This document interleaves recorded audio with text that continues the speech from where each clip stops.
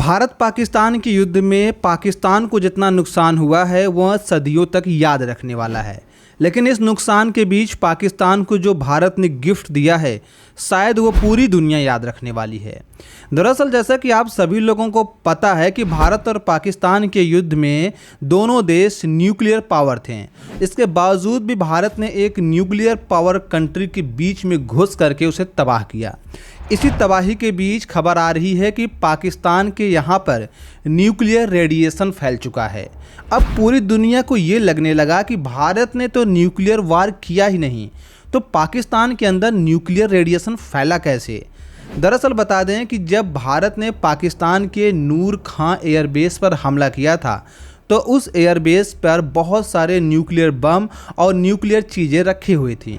साथ ही साथ भारत ने जिन 12 ठिकानों पर हमला किया था उनमें से एक एयरबेस और है जहां पर और भी न्यूक्लियर बम रखे हुए थे, और ये दोनों एयरबेस पाकिस्तान की राजधानी इस्लामाबाद से महज 10 किलोमीटर की दूरी पर मौजूद थे।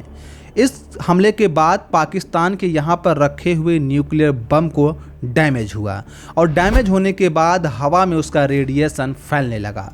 बताया जा रहा है कि पाकिस्तान के नूर खां एयरबेस और उस एयरबेस पर बहुत भारी मात्रा में अफरा तफरी मची हुई है।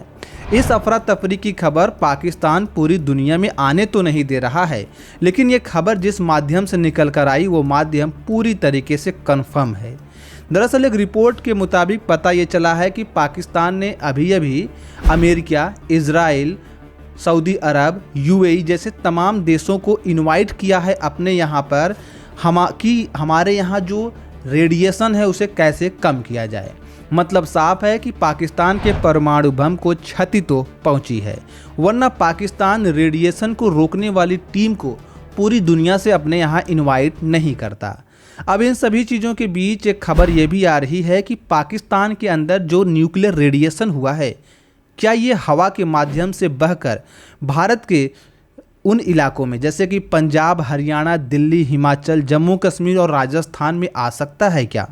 इसके बारे में डिटेल से बात करते हुए पता यह चला है कि दरअसल पाकिस्तान की तरफ से या फिर जब अरब देशों में बारिश होती है या तूफ़ान आता है तो वहाँ की हवाएं भारत की तरफ तो आती हैं और भारत में मौसम भी सुहाना होता है और भारत में बारिश भी हो जाती है। तो क्या ये पॉसिबिलिटी है कि इसी माध्यम से वो न्यूक्लियर रेडिएशन भारत में आ जाए। दरअसल इसकी पॉसिबिलिटी नहीं है। रीज़न ये है कि पाकिस्तान के जिन इलाकों में ये रेडिएशन फैला है वो इलाके पाकिस्तान और भारत से काफ़ी दूर हैं, और दूसरी बात यह है कि इनकी मात्रा भी इतनी नहीं है कि भारत में पहुँच कर ये भारी नुकसान पहुँचा सके। तो मतलब साफ है कि पाकिस्तान में जो न्यूक्लियर रेडिएशन फैला है वो पाकिस्तान में ही रहने वाला है। एक खबर के मुताबिक पता ये चला है कि पाकिस्तान के अंदर जब ये न्यूक्लियर रेडिएशन फैलने लगा तभी पाकिस्तान ने घुटने टेके थे और तभी पाकिस्तान ने बैक चैनल जैसे कि अमेरिका, रसिया, चाइना, सऊदी अरब के माध्यम से ये बात भारत तक पहुंचवाई थी कि भारत को बोलो हमसे सीज फायर कर ले। इसके बाद भारत ने डीजीएमओ लेवल पर बातचीत की और सीज फायर कर लिया। बताया भी जा रहा था कि जैसे ही पाकिस्तान में ये न्यूक्लियर रेडिएशन हुआ, आनन फानन में पाकिस्तान अब भारत के ऊपर न्यूक्लियर बम का हमला करने के लिए तैयारी कर चुका था। और इसी बात को जब अमेरिका के विदेश मंत्रालय में पहुंची तो ये बात बहुत गंभीर लगी, और फिर जब भारत को बताया गया तो भारत ने भी बोला कि भारत तो कभी युद्ध चाहता ही नहीं था।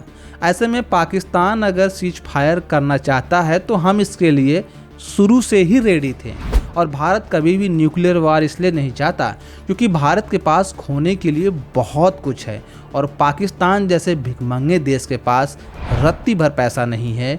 युद्ध के बीच आईएमएफ से भीख मांग करके वो आया है और उसके पास खोने के लिए क्या ही होगा।